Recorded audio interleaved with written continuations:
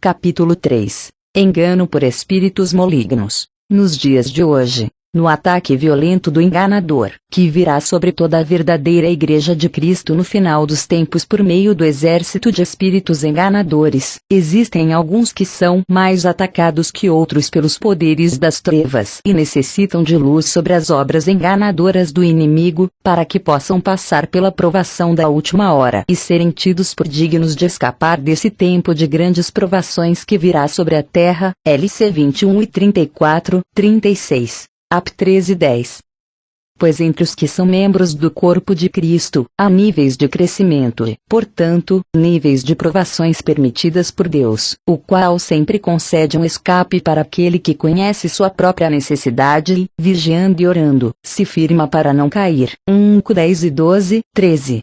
Deus é o Senhor soberano do universo, e Satanás tem seus limites em relação a todo crente redimido. Ver João 1 e 12. 2, 6, LC 22 e 31.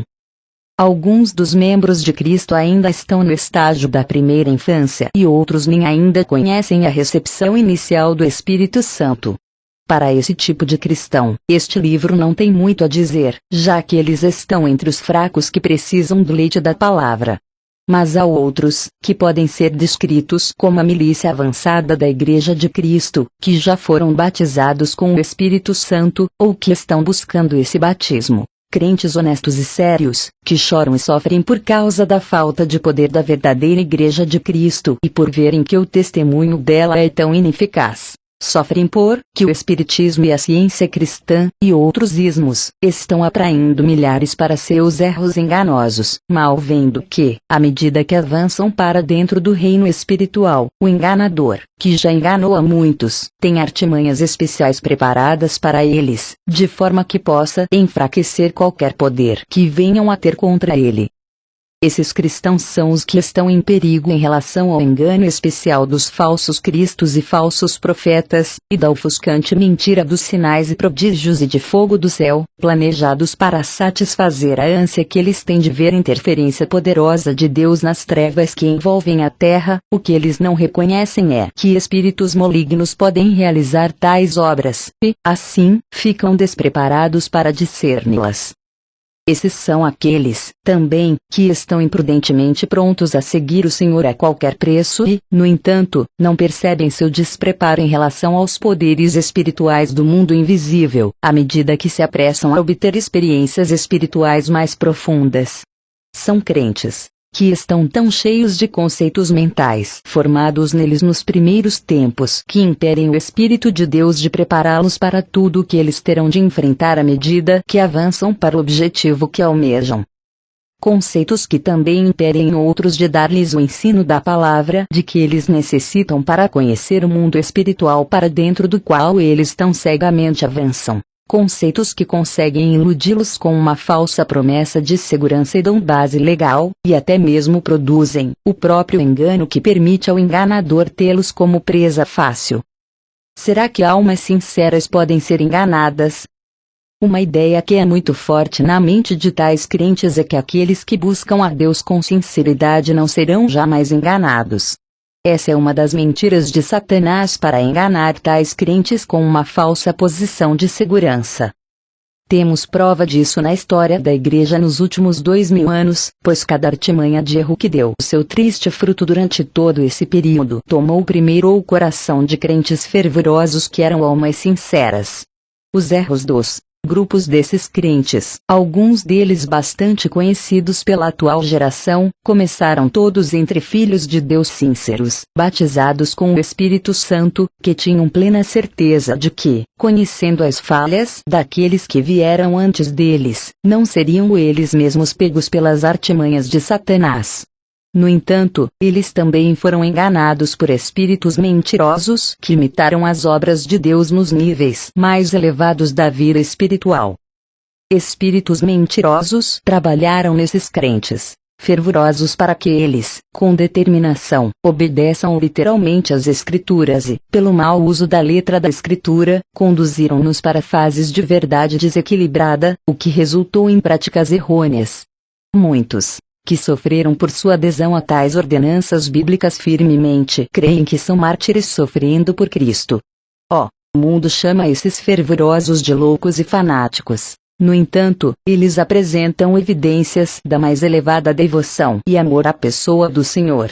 Eles poderiam ser libertados se tão somente compreendessem por que os poderes das trevas os enganam, e o caminho de libertação desse poder.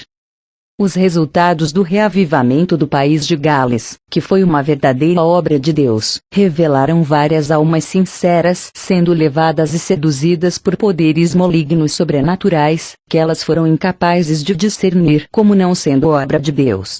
E, mesmo depois do reavivamento galês, tem havido outros movimentos, com grande número de servos de Deus sérios, todos almas sinceras, enganados pelo inimigo sutil, que correm o risco de ser levados a enganos ainda maiores, não importando sua sinceridade e seriedade, se não forem despertados para retornar à sensatez e sair do laço do diabo em que caíram. 2 Tm 2:26.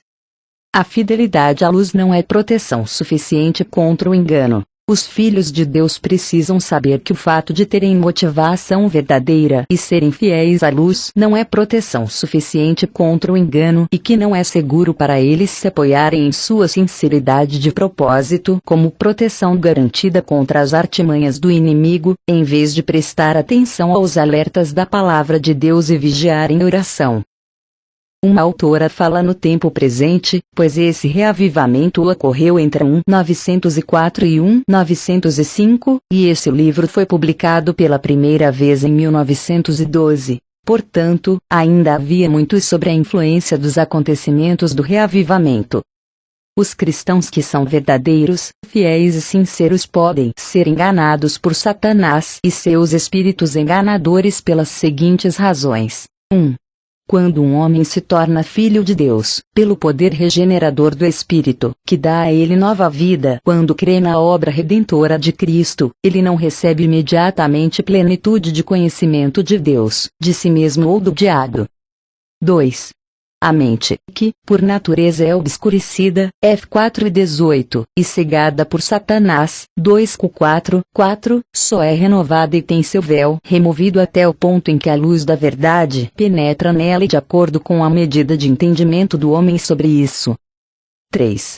Engano tem a ver com a mente e significa pensamento errado admitido na mente, sob o engano de ser verdadeiro. Já que o engano baseia-se na ignorância, e não no caráter moral. Um cristão que seja verdadeiro e fiel ao conhecimento que possui está aberto ao engano na esfera de sua ignorância dos ardis do diabo, 2:2-11, RC, e do que ele é capaz de fazer. Um cristão verdadeiro e fiel está propenso a ser enganado pelo diabo por causa de sua ignorância. A ideia de que Deus protege o crente de ser enganado se este for verdadeiro e fiel é, em si mesma, um engano, pois tira o homem da posição de estar em guarda e ignora o fato de que existem condições por parte do crente que têm de ser satisfeitas para que Deus opere. Deus não faz coisa alguma em lugar do homem, mas pela cooperação do homem com ele, nem se responsabiliza por compensar a ignorância do homem, quando já pôs à disposição dele o conhecimento que o impedirá de ser enganado. E Cristo não teria advertido seus discípulos: vede, que não sejais enganados, se não houvesse o perigo de engano, ou se Deus tivesse tomado a responsabilidade de protegê-los contra o engano independente de eles estarem atentos e terem conhecimento de tal perigo. O conhecimento de que é possível ser enganado mantém a mente aberta à verdade, e a luz de Deus é uma das condições primordiais para manter o poder de Deus. Enquanto que uma mente fechada à luz e à verdade é garantia certeira de engano por parte de Satanás na primeira oportunidade. O batismo do Espírito Santo. Ao rever a história da Igreja, observar o surgimento de várias heresias e falsas crenças, como foram às vezes chamadas, podemos identificar o início do período de engano com alguma grande crise espiritual, como é que, nos últimos anos, denominamos de o batismo do Espírito Santo, uma crise em que o homem é levado a se entregar completamente ao Espírito Santo e, ao fazer assim, abre-se para os poderes sobrenaturais do mundo invisível. A razão para o perigo dessa crise é que, até aquele momento, o crente estava usando suas faculdades de raciocínio para julgar o certo e o errado e obedecia ao que acreditava ser a vontade de Deus desde o princípio. Mas, agora, em sua entrega ao Espírito Santo, ele começa a obedecer a uma pessoa invisível e a submeter suas faculdades e seu poder de raciocínio em obediência cega àquilo que ele acredita ser de Deus. Em um capítulo posterior, trataremos do que o batismo do Espírito realmente significa. Por ora, só nos é necessário dizer que ele representa uma crise na vida de um cristão que ninguém, a não ser quem passou pela experiência, pode realmente compreender. Significa que o Espírito de Deus se torna tão real para o homem que seu supremo objetivo na vida é, a partir de então, a implícita obediência ao Espírito Santo. A vontade é entregue a fim de executar a vontade de Deus a todo custo, e todo o seu ser se sujeita aos poderes do mundo invisível. O crente, é claro, tem o propósito de que essa sujeição seja somente ao poder de Deus, não levando em consideração que existem outros poderes no mundo espiritual e que o que é sobrenatural não provém somente de Deus, e não percebe que essa entrega total de todo ser a forças invisíveis, sem saber como discernir entre os poderes antagônicos de Deus e de Satanás, se constitui no mais grave risco para o crente inexperiente. O questionamento sobre se essa entrega a obedecer ao Espírito está realmente de acordo com as Escrituras deve ser examinado considerando-se o caminho pelo qual tantos crentes sinceros foram conduzidos ao engano, pois é estranho que uma atitude que está nas Escrituras possa ser, tão dolorosamente, a causa de perigo e, frequentemente, do naufrágio completo de muitos filhos de Deus fervorosos. A expressão obedecer ao Espírito é realmente bíblica. O Espírito Santo, que Deus outorgou aos que lhe obedecem, Atos 5:32, é a principal frase que fez surgir a expressão obedecer ao Espírito. Ela foi usada por Pedro diante do Concílio de Jerusalém, mas não aparece em qualquer outro lugar nas Escrituras. A passagem completa precisa ser lida com cuidado para se chegar a uma conclusão clara. Importa obedecer a Deus vs. 29, Pedro disse ao Sinédrio, pois somos testemunhas, e bem assim o Espírito Santo, que Deus outorgou aos que lhe obedecem. Será que o apóstolo quis dizer obedecer ao Espírito ou obedecer a Deus, de acordo com as primeiras palavras da passagem? A distinção é importante e a colocação das palavras somente pode ser corretamente entendida pelo ensino de outras partes das Escrituras. O Deus Trino nos céus deve ser obedecido por meio do poder do Espírito de Deus que habita nos que creem. Pois colocar o Espírito Santo como objeto da obediência, em vez de ser Deus, o Pai, por meio do Filho, pelo Espírito Santo, cria o perigo de levar o crente a confiar em um Espírito dentro ou ao redor dele e a ele obedecer em lugar de confiar no Deus no trono dos céus e a ele obedecer, aquele que deve ser obedecido pelo Filho de Deus que foi unido ao seu Filho. Ou seja, o Espírito Santo é o meio pelo qual Deus é adorado e obedecido. A verdadeira obra do Espírito Santo no crente. O batismo do Espírito 2, no entanto, traz o Espírito Santo como uma pessoa até os limites da consciência do crente de uma forma tal que, por um momento, as outras pessoas da Trindade, nos céus, podem ser como que ocultadas por um eclipse, e o Espírito Santo se torna o centro e o objeto de pensamento e adoração e recebe um lugar que ele próprio não deseja e que não é o propósito do Pai nos céus que ele tenha ou ocupe. O Espírito não falará por si mesmo. João 16:13, disse o Senhor antes do Calvário, quando falou de sua vinda no Pentecostes. O Espírito deveria agir como mestre, 14:26, mas ensinar as palavras de outro, não de si mesmo. Ele deveria dar testemunho de outro, não de si mesmo, 15:26. Ele deveria glorificar a outro e não a si mesmo, 16:14. Ele deveria falar somente o que lhe foi dado por outro, 16:13. Em resumo, toda a sua obra seria conduzir almas à união com o Filho e ao conhecimento do Pai nos céus, enquanto ele mesmo direcionaria e operaria em segundo plano. Mas a abertura do mundo espiritual, que acontece com o enchimento e a obra do Espírito, que agora ocupam a atenção do crente, representam apenas a oportunidade para que o arqui-enganador comece com suas artimanhas de uma nova forma. esse homem é ignorante a respeito das declarações nas Escrituras sobre a obra do Deus triuno, obedecer ao Espírito e agora seu supremo propósito, e falsificar a direção do Espírito e o próprio Espírito e agora a estratégia do enganador, pois ele tem de alguma forma, ter novamente poder sobre esse servo de Deus, a fim de torná-lo inútil no combate agressivo contra as forças das trevas, levá-lo de volta ao mundo ou, de alguma forma, colocá-lo à parte do serviço ativo a Deus. A autora aqui se refere ao conceito errôneo do batismo do Espírito, ou no Espírito, e a ênfase desequilibrada dada a ele. O perigo do tempo do batismo do Espírito Santo. É exatamente aqui que a ignorância do crente sobre o mundo espiritual agora aberto para ele, sobre as obras dos poderes malignos nesse mundo e sobre as condições sobre as quais Deus opera nele e através dele dá oportunidade para o inimigo. E o tempo de maior perigo para todo crente, a menos que seja instruído e preparado, como os discípulos o foram por 3 anos pelo Senhor. O perigo está na orientação sobrenatural, por esse crente não conhecer a condição de cooperação com o Espírito Santo e como discernir a vontade de Deus, e pelas manifestações falsas, imitações, por esse cristão não conhecer o discernimento de espíritos necessário para detectar as obras do falso anjo de luz, que é capaz de produzir falsos dons de profecia, línguas, curas e outras experiências espirituais, relacionadas com a obra do Espírito Santo. Aqueles que têm os olhos abertos para as forças opositoras do mundo espiritual entendem que muito poucos crentes podem garantir que estão obedecendo a Deus, e somente a Deus, por orientação sobrenatural direta, pois existem muitos fatores que podem interferir, tais como a própria mente do crente, seu espírito, sua vontade e a intrusão enganadora dos poderes das trevas. Já que os espíritos malignos podem imitar a Deus como Pai, Filho e Espírito Santo, o crente precisa também conhecer muito claramente os princípios sobre os quais Deus opera, para distinguir entre as obras divinas e as satânicas.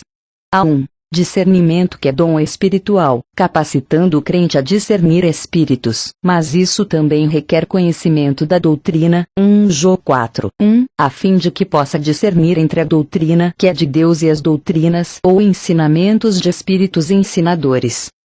Há como detectar, pelo dom do discernimento de espíritos, qual espírito está operando, e existe um teste de espíritos, que é doutrinário. Primeiramente, pelo espírito de discernimento, um crente pode dizer que os espíritos enganadores estão em operação em uma reunião ou em uma pessoa, mas ele pode não ter o entendimento necessário para testar as doutrinas ensinadas por um mestre. 3.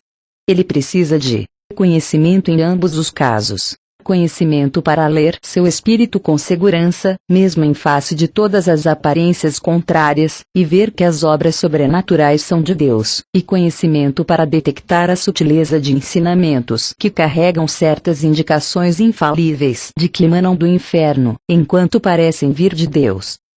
Em obediência pessoal a Deus, o crente pode detectar se está obedecendo a Deus em alguma ordem pelo julgamento dos frutos dela ordem e pelo conhecimento do caráter de Deus, tais como a verdade que Deus tem sempre um propósito em suas ordens. Ele não dará ordem alguma sem harmonia com seu caráter e sua palavra.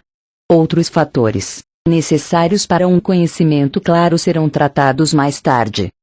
Outra questão de suma importância surge exatamente aqui.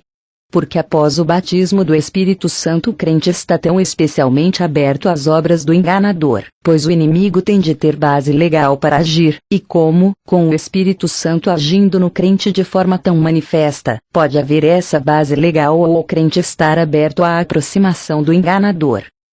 Porque o batismo do Espírito é um tempo especialmente perigoso. Isso pode ocorrer, possivelmente, porque no passado, por causa da entrega ao pecado, um espírito maligno pode ter obtido acesso ao corpo ou à mente, escondido no mais profundo da estrutura do homem, nunca ter sido detectado ou desalojado.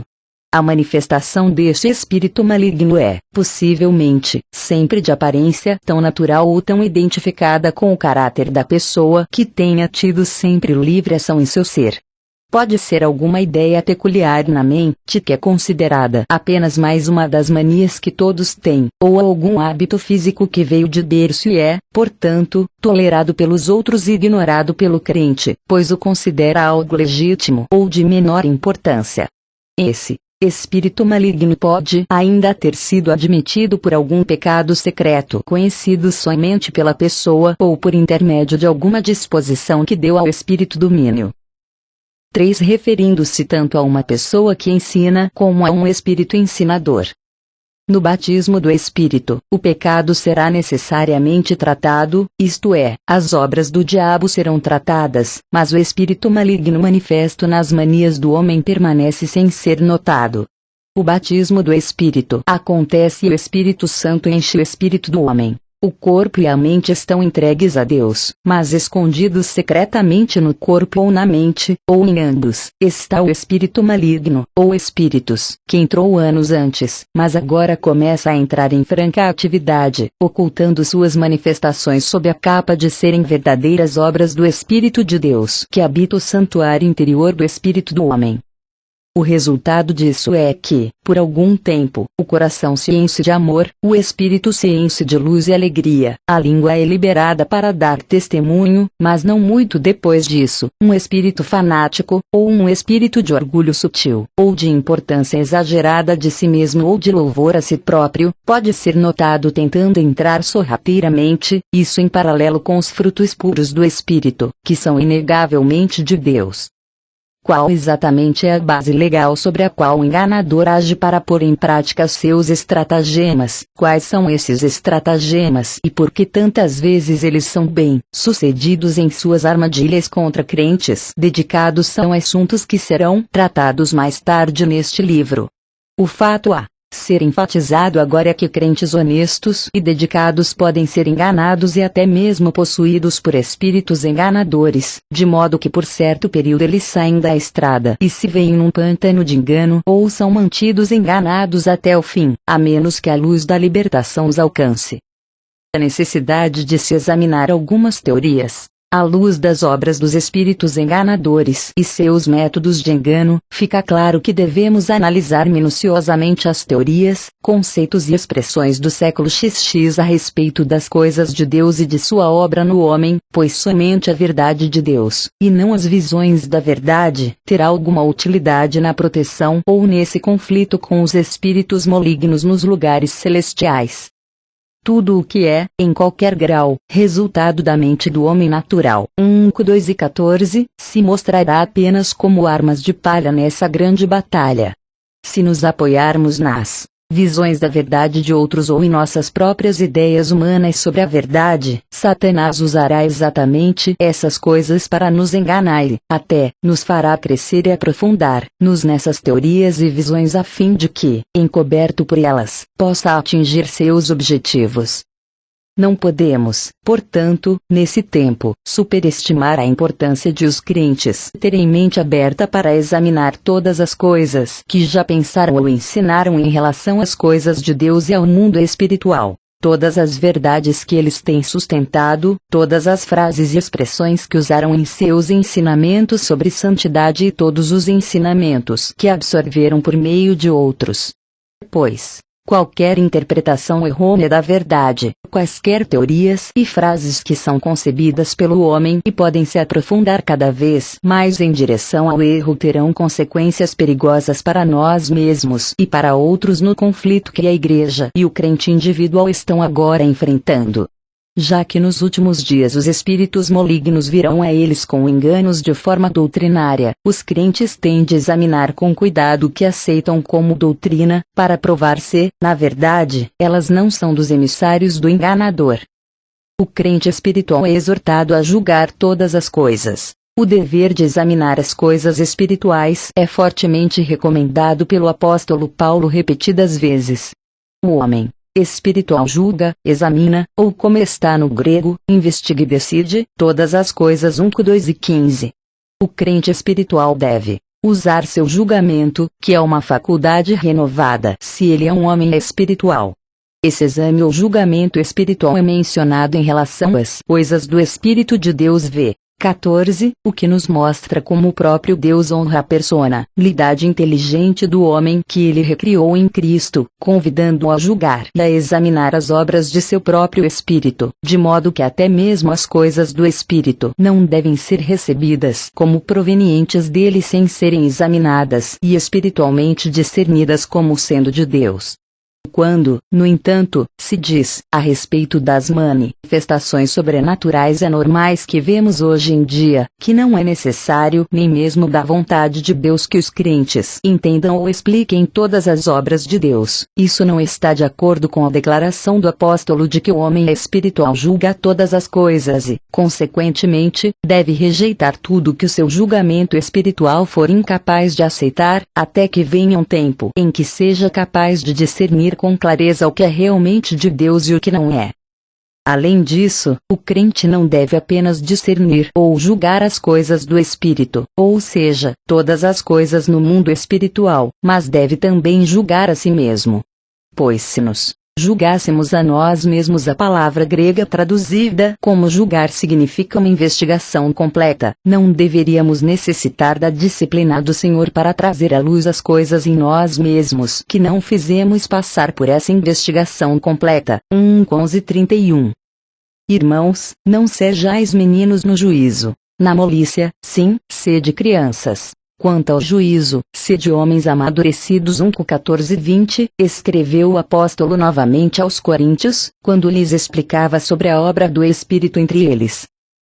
Crente deve ser amadurecido no juízo, isto é, ser capaz de examinar, de trazer à prova grego. Provar, demonstrar, examinar, 2 Tm 4:2, e provar todas as coisas. 1 Ts 5:21.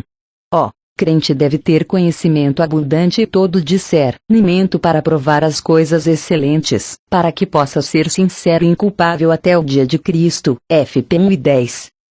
Expressões, visões e doutrinas precisam ser examinadas, de acordo com essas direções da Palavra de Deus e em vista do tempo crítico pelo qual a Igreja de Cristo está passando, toda a expressão, visão, ou teoria que temos em relação às coisas em geral deve ser agora examinada cuidadosamente e trazida à prova, com um desejo aberto e honesto de conhecer a pura verdade de Deus, bem como toda declaração que ouvimos da experiência de outros que possa trazer luz ao nosso próprio caminho. Cada crítica, justa ou injusta, deve ser recebida com humildade e examinada para se descobrir sua base legal, se é aparente ou real. Da mesma forma, fatos a respeito de verdades espirituais de todas as partes da Igreja de Deus devem ser analisados, independente do prazer ou da dor que nos tragam pessoalmente, tanto para nosso próprio esclarecimento como para nos preparar para o serviço de Deus. Pois o conhecimento da verdade é a primeira coisa essencial na guerra contra os espíritos mentirosos de Satanás, e a verdade deve ser ardentemente buscada e encarada com desejo sincero de conhecê-la e de a ela obedecer à luz de Deus. Verdade sobre nós mesmos, discernida por investigação imparcial. Verdade das Escrituras, sem colorido extra, distorções, mutilações, diluições. Verdade ao encarar os fatos da experiência de todos os membros do corpo de Cristo e não de uma parte do corpo apenas. O lugar da verdade na libertação. Há um princípio fundamental envolvido no poder que a verdade tem para libertar dos enganos do diabo. Libertação de haver se crido em mentiras deve se dar por meio de se crer na verdade. Nada consegue remover uma mentira a não ser a verdade. Conhecereis a verdade e a verdade vos libertará. 8:32, aplica-se a todos os aspectos da verdade bem como a verdade em especial a que se referia o Senhor quando disse essa palavra plena de significado. No primeiro estágio da vida cristã, o pecador tem de conhecer a verdade do Evangelho para que possa ser salvo.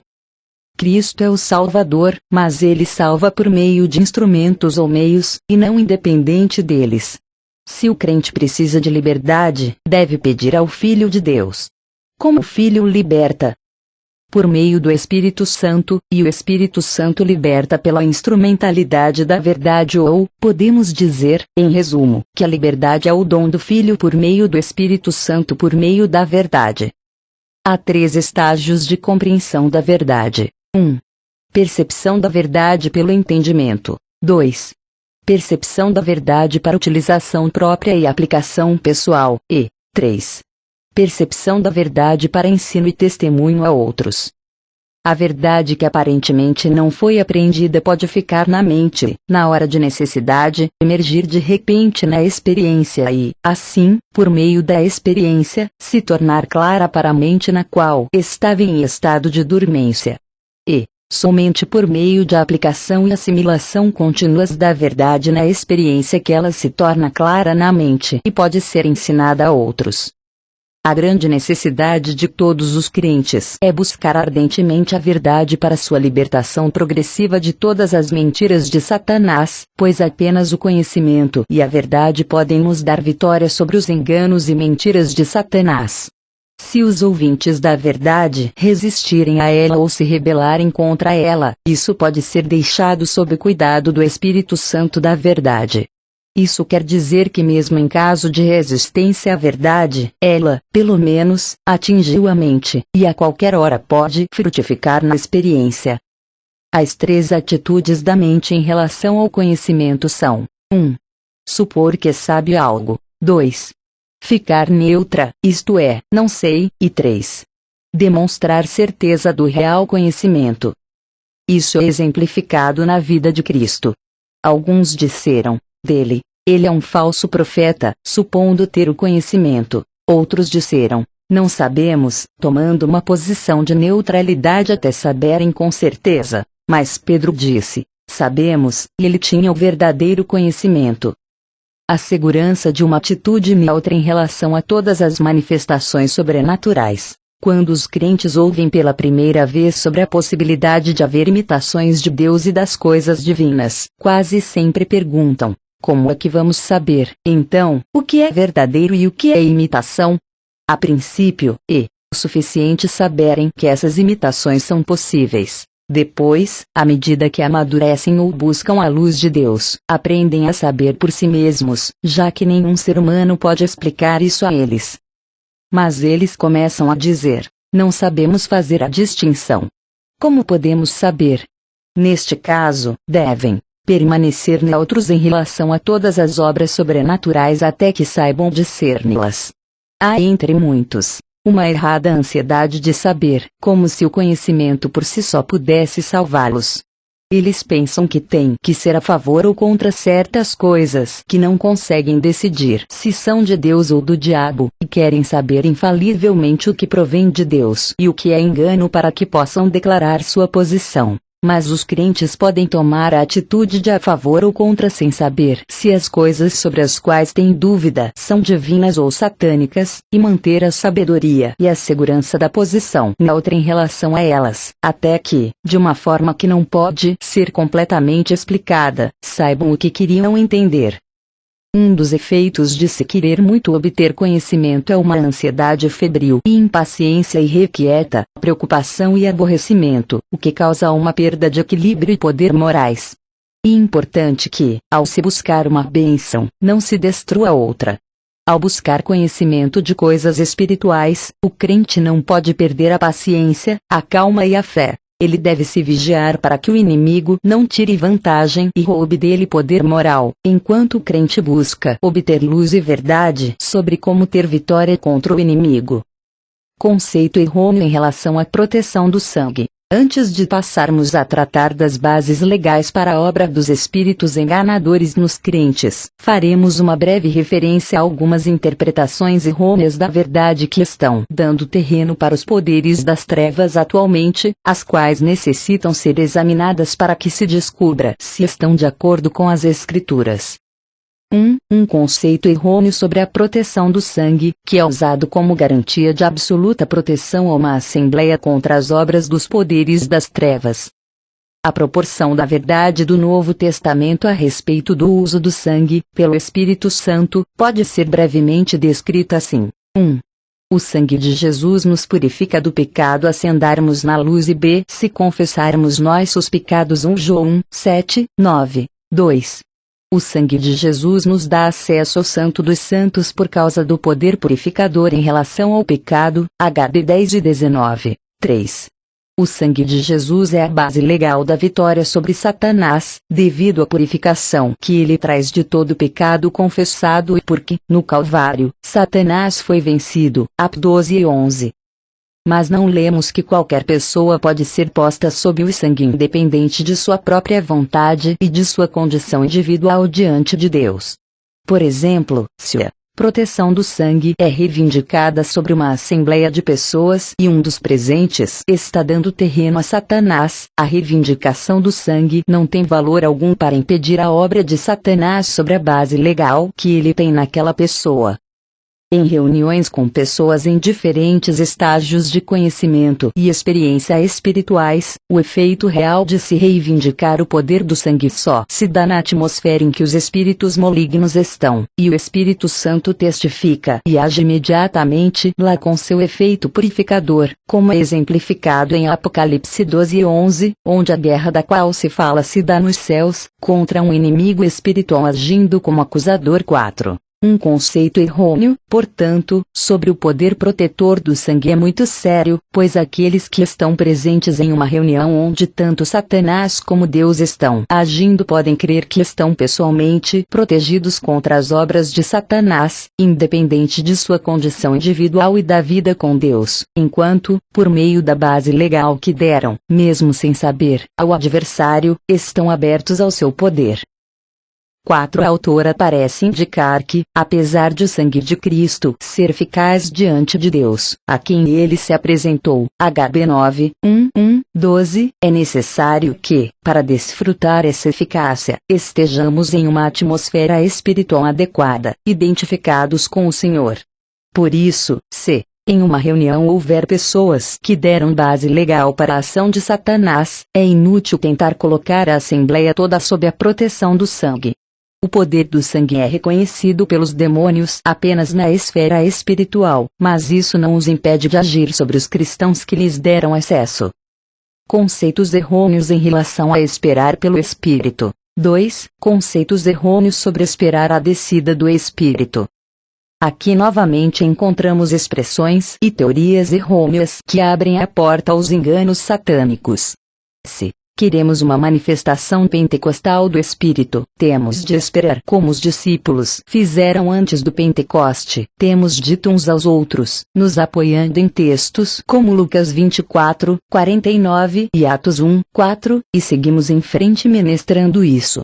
Sim, temos de esperar, até que, compelidos pelas invasões do inimigo nessas reuniões de espera, tenhamos de pesquisar as Escrituras novamente a fim de descobrir que a expressão do Antigo Testamento esperar no Senhor, tão utilizada nos Salmos, tem sido retirada da proporção de verdade do Novo Testamento, exagerada no sentido de se esperar em Deus pelo derramar do Espírito, que tem até ultrapassado os 10 dias que precederam o Pentecoste e chegado a 4 meses, ou até 4 anos, o que, pelo que sabemos, termina em um fluir de espíritos enganadores que conduz a um engano grosseiro a algumas das almas que estão esperando. A verdade das Escrituras a respeito de se esperar pelo Espírito pode ser resumida assim: 1. Os discípulos esperaram 10 dias, mas não temos indicação alguma de que eles esperaram num estado passivo, mas, sim, em oração simples e súplica, até que a plenitude do tempo viesse para o cumprimento da promessa do Pai. 2. A ordem para esperar, dada pelo Senhor para aquela ocasião, Atos 1:4, não foi mais seguida na dispensação cristã após o Espírito Santo ser dado, pois não há um só exemplo em Atos ou nas epístolas em que os apóstolos tenham ordenado aos discípulos que esperassem o dom do Espírito Santo, mas eles usam a palavra receber em todas as ocorrências. 19:2.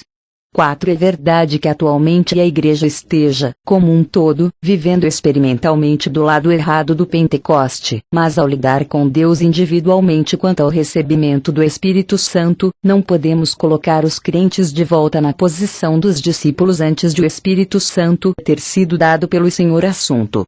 O Senhor ressurreto derramou a torrente do Espírito várias vezes após o dia do Pentecoste, mas em cada ocasião foi sem a espera que os primeiros discípulos tiveram. Atos 4:31. O Espírito Santo, que procede do Pai através do Filho para seu povo, está agora entre eles, esperando para dar-se incessantemente a todos os que se apropriarem dele e o receberem. O 15 e 26. Atos 2 e 33, 38, 39. A atitude de esperar pelo Espírito, portanto, não está de acordo com a verdade geral comunicada em Atos e nas epístolas, que, em vez disso, mostram um chamado imperativo para que o crente, não só se identifique com o Senhor Jesus em sua morte e viva em união com ele em sua ressurreição, mas também receba o poder para testemunhar que veio para os discípulos no dia do Pentecoste. Por parte do crente, podemos dizer, entretanto, que existe uma espera por Deus, enquanto o Espírito Santo trata com aquele que clamou por ele e o prepara, até que esteja na atitude correta para o fluir do Espírito Santo para dentro de seu espírito. Mas isso é diferente do esperar que ele venha, atitude essa que abriu a porta tão frequentemente a manifestações satânicas do mundo invisível. O Senhor leva a sério pedido do crente de compartilhar do dom pentecostal, mas a manifestação do Espírito, a evidência de sua habitação interior e de sua obra exterior, pode não estar de acordo com qualquer ideia preconcebida daquele que busca.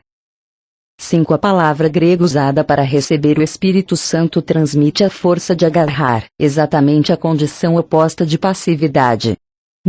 Porque reuniões de espera são tão proveitosas para os espíritos malignos. A razão pela qual as reuniões de espera, isto é, espera pelo Espírito até que ele desce em algum tipo de manifestação, têm sido tão proveitosas para os espíritos enganadores é porque elas não estão de acordo com a palavra escrita, onde vemos que 1.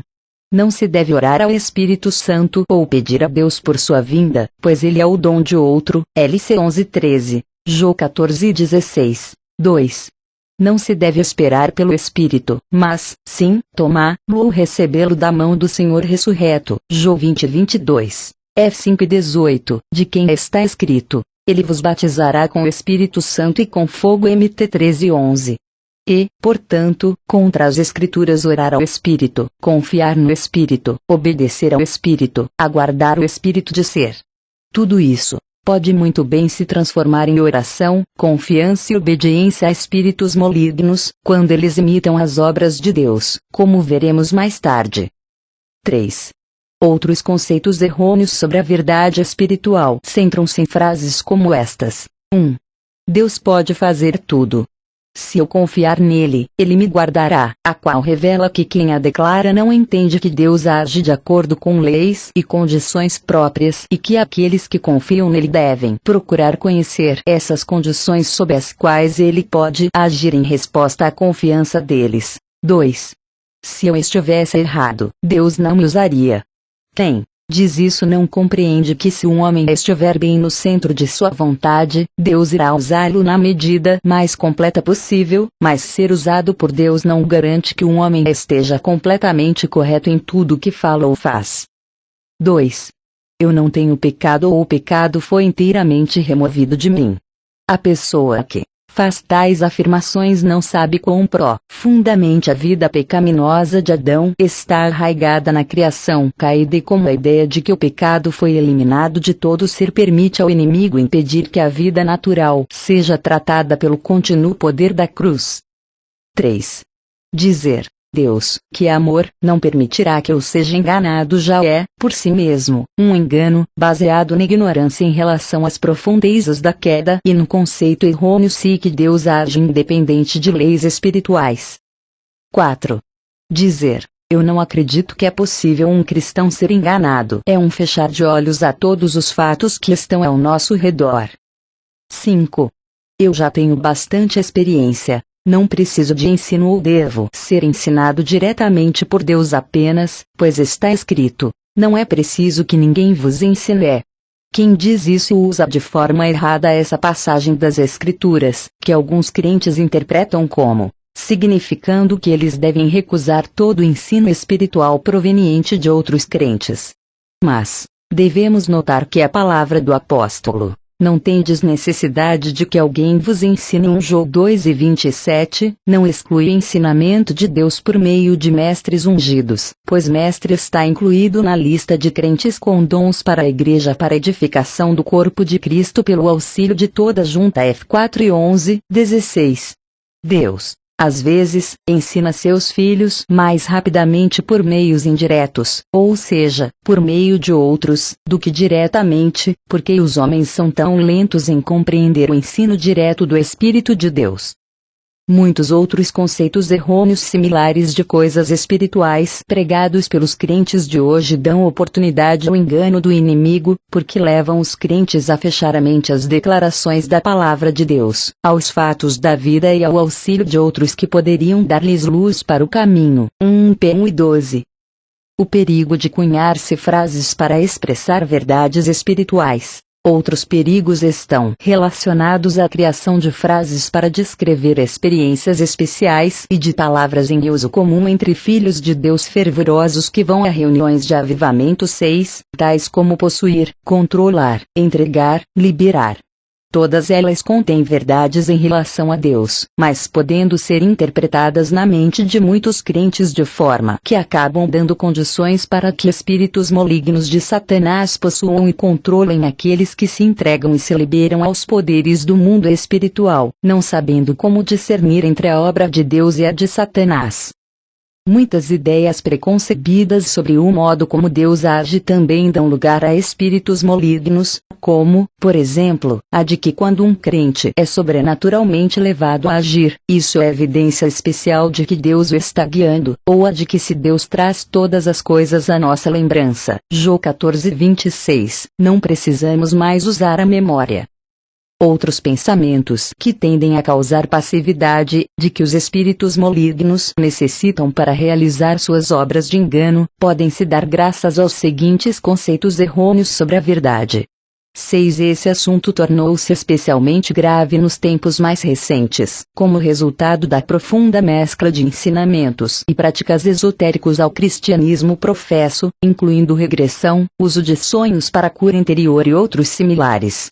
Muitos movimentos cristãos, permeados, porém, de ensinamentos não bíblicos, são facilmente identificados por sua linguagem muito peculiar, que a torna quase um código secreto, cujo significado exato somente os membros do grupo conhecem. 1. Cristo vive em mim, isto é, eu não vivo mais de forma alguma. 2. Cristo vive em mim, isto é, eu perdi minha personalidade, porque Cristo agora está pessoalmente em mim, baseado em Gálatas 2:20. 3. Deus age em mim, isto é, eu não preciso mais agir, só me entregar e obedecer, baseado em Filipenses 2:13. 4. Deus é que tem vontade, eu não, ou seja, eu não posso mais usar minha vontade de modo algum. 5. Deus é o único que julga, isto é, eu não posso usar minha capacidade de julgamento. 6. Tenho a mente de Cristo, por isso, não posso usar minha própria mente, baseado em 1 Coríntios 2:16. 7. Deus fala comigo. Assim sendo, eu não posso pensar ou raciocinar, somente obedecer ao que Ele me manda fazer. 8. Eu espero em Deus e não posso agir até que Ele me leve a fazê-lo. 9. Deus revela sua vontade a mim por meio de visões. Então, eu não preciso decidir usar minha razão ou consciência. 10. Estou crucificado com Cristo. Portanto, estou morto e tenho de pôr em prática a morte, que de acordo com o meu conceito é a passividade de sentimento, de raciocínio, ética. Para pôr em prática todos esses conceitos da verdade, o crente apaga toda ação pessoal de mente, julgamento, razão, vontade e atividade para que a vida divina possa fluir através dele. Mas a verdade é que Deus necessita que todas as faculdades do homem estejam livres para que possam cooperar com ele ativa e inteligentemente e por vontade própria, na transformação de todas essas verdades espirituais em experiência. A tabela na página seguinte mostra algumas outras interpretações errôneas da verdade que precisam ser esclarecidas na mente de muitos filhos de Deus. Qual é, então, a condição segura para nos protegermos contra o engano de espíritos malignos? 1. Conhecimento de que eles existem. 2. de que eles podem enganar até os mais honestos crentes. GL 2:11-16, 3. Compreensão das condições e das bases legais necessárias para as obras deles, para não lhes dar lugar ou oportunidade de agir. E, por último, 4. Conhecimento inteligente de Deus e de como cooperar com Ele no poder do Espírito Santo. Esclarecer cada um desses pontos será nosso propósito nos capítulos a seguir. Guerra contra os santos. Verdade e interpretação correta. Interpretação incorreta. O sangue de Jesus purifica. Purifica a cada momento. Deixa o homem sem pecado. Não sois vós que falais. A fonte não é o crente. O homem não pode falar, deve ficar passivo. Pedir é recebereis. Peça de acordo com a vontade de Deus é, você receberá. Peça qualquer coisa é, você receberá. 3. É Deus quem opera em vos tanto o querer quanto realizar. O homem tem de querer tem de agir. Deus tem vontade por você, ou em vez de você, e Deus opera em vez de você. Não tendes necessidade de que alguém vos ensine. Você não precisa de qualquer homem para ensiná-lo, mas precisa de mestres, ensinados pelo Espírito dados por Deus. Não posso receber ensino algum vindo de homens, mas apenas o que é direto de Deus. Ele vos guiará a toda a verdade. O Espírito de Deus guiará, mas eu tenho que ver como e quando. O Espírito de Deus já me guiou a toda a verdade, isto é, sou infalível. 0. Um povo seu. Propriedade de Deus. Ser possuído por Deus, que habita interiormente, que move e controla um autômato passivo para uso do mestre. Deus, no espírito do homem, usa sua mente, no sentido de dar luz, para a cooperação inteligente do crente. Usado por Deus como uma ferramenta passiva, que requer submissão cega